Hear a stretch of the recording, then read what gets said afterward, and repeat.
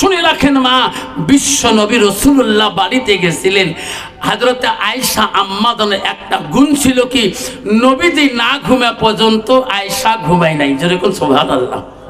নবীজি খানা না খাওয়ার আগে আয়েশা আগে খানা খাওয়ার চেষ্টা করে নাই। বর্তমান যুগের নারী স্বামী নাই ঘুমাতে বিবি ঘুমে না, না ঘুমায়। তোমার তীর আছে এরে বাবা, যেটা নাকের গ্যাঙ্গারি, ঠিক না বিঠি? ডাকার শব্দ পাবা না স্বামী যদি কালে ভালে একটা টিসছে রাখে, যদি পানি চাই যে নাকের গ্যাঙ্গারি উঠে গেছে, কোনটা আবার আগুন লাগা, জোরে কোন ঠিক না বিঠি? মা বলে না, শুনি রাখুন, বিশ্ব নবী ওই দিন তাফসীরে আছে, নবীজির ঘরেতে ওই দিন বাতি মম ছিল না। আয়েশা যখন অন্ধকারে কোনো মতে আলোকিত দিয়ে নবীজিকে খানা দিলেন। কি অভাব সংসারে ছিল বাবা। নবীজি খানা খাওয়ার পরে আয়েশা নবীজিকে নিয়ে ঘুমিয়ে পড়লেন। আয়েশা যখন দেখলেন নবীজি চোখ বন্ধ করলেন, আয়েশা তখন চোখ বন্ধ করলেন। নবীজি ঘুমিয়ে গেলে আয়েশার ঘুম পারি শান্তি হয়। যেরকম সুবহানাল্লাহ। আয়েশা চেতন পেয়ে দেখে রে, আমার নবীজিকে নিয়ে ঘুমাইলাম, আমার নবী আমার বিছনায় নাই কেন? আয়েশা অন্ধকার রাস্তায় কোথায় গেল সোনার নবী গো? আয়েশা টেনশন ধরে গেল, কোন দুশমন আমার নবীকে নিয়ে গেল নাকি? আল্লাহ, এত এত অভাব, আমার ঘরে বাতি নাই, মাম নাই, কেমন করি নবীকে খুঁজবো? আয়েশা অন্ধকারে ঘরের ভিতরে হাত দিয়ে দিয়ে খোঁজে রে, কোথায় দরজা, কোথায় কি, খুঁজতে খুঁজতে যে দেখে আমার নবীজি তার মধ্যে ঘরের কানিতে নবীজির পাটা আয়েশার হাতে লাগে গেল। দেখে রে নবীজি সিজদার মধ্যে কাঁদতেছে। আয়েশা চমক পেয়ে বলো, নবী গো, কেন গো নবী কাঁদতেছেন?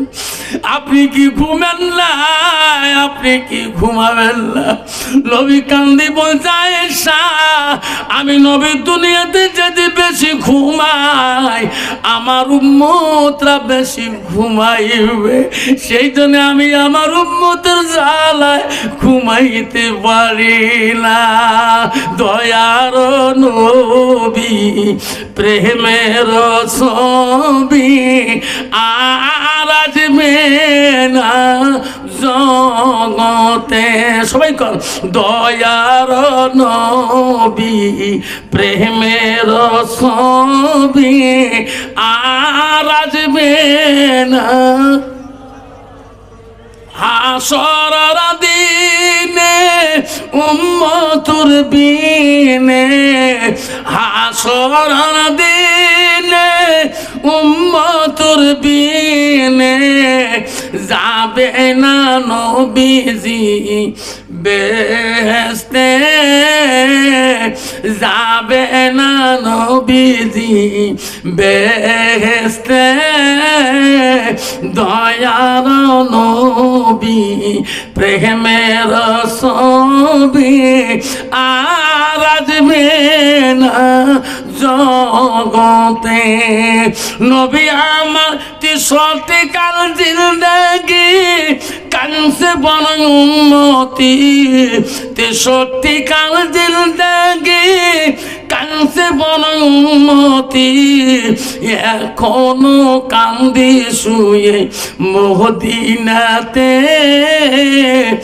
এখনো কান্দি শুয়ে মদিনাতে।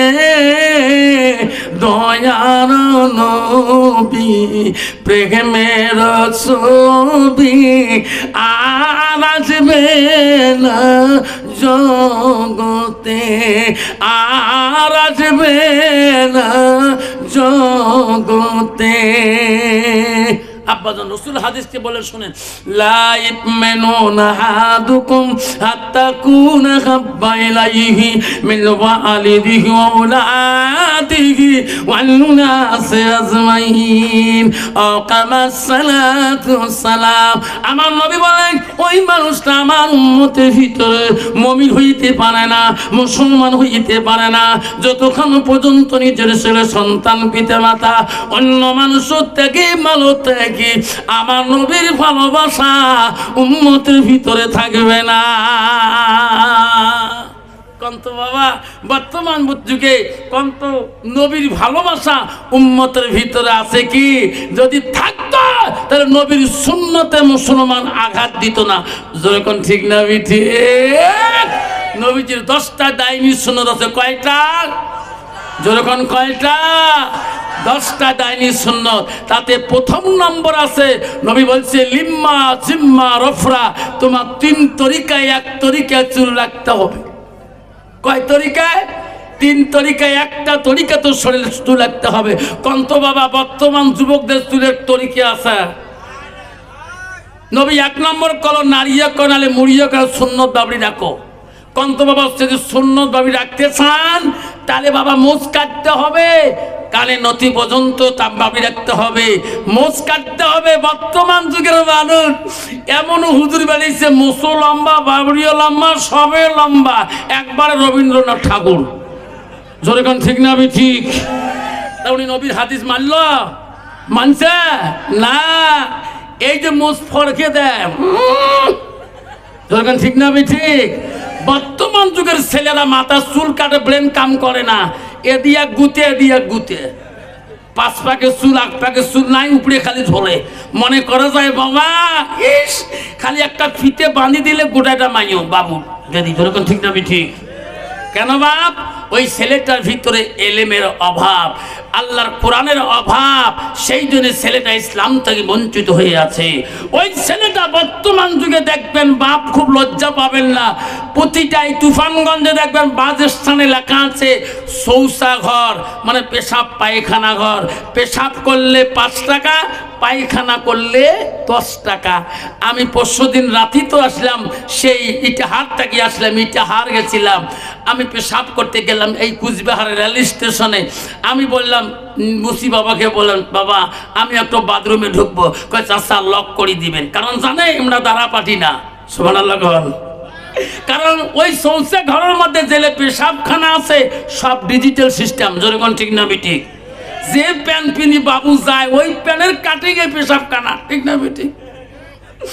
এমন প্যান কিনছে বাবরে, বসবির বাবার দাম নাই, সরু চাইলে দাঁত কেড়ে মিড়ে।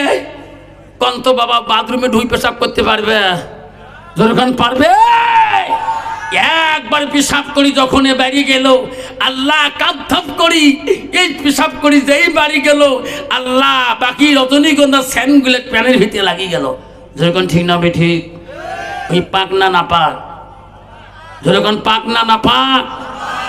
আল্লাহ না পাকে যদি বাড়ি এসে আজাল যদি সামনে খাড়া হয়ে যায়, আবারে তুমি কলেজ পড়তে পারো বাধা নাই, তুমি ইউনিভার্সিটি পড়তে বাধা নাই, তুমি হাই স্কুল পড়ো বাধা নাই, তুমি এমএ পড়ো বাধা নাই, তুমি বিয়ে পড়ো বাধা নাই। এই শোনা, তুমি জানো না মালিকুল মউত কখন আসবে? আমার শরীরটা যদি না পাকে চলে যায় আমি জান্নাত পাবো কি না? বিশ্বনবী রাসূলুল্লাহ সাল্লাল্লাহু আলাইহি সাল্লামের ইন্তেকালে গো নবীজির আদরের কলিজা হযরতে ফাতেমাতুল জহিরা নবীর কাছ থেকে যায় না, উঠে না। দেখবেন গো বাপ যদি বেশি বেমার হয় মেয়েদের মধ্যে মহব্বত বেশি হয় গো, ওই বেমারি বাপটাকে 10 কিলোমিটার হলো বেটিটা বারবার দেখে যেতে চায়। ও ভাবি গো আমার মা নাই গো ভাবি, আমার বাবা গরম পানি করে দিও, আমার আব্বাটা গরম পানি করে দিও। ভাবির হাত ধরে কাঁদি যায়, ভাবি গো আমার মা নাই, আমার আব্বা বিছনায় পড়ছে, আমার আব্বাকে ঠান্ডা ভাত দিও না। কই কি না?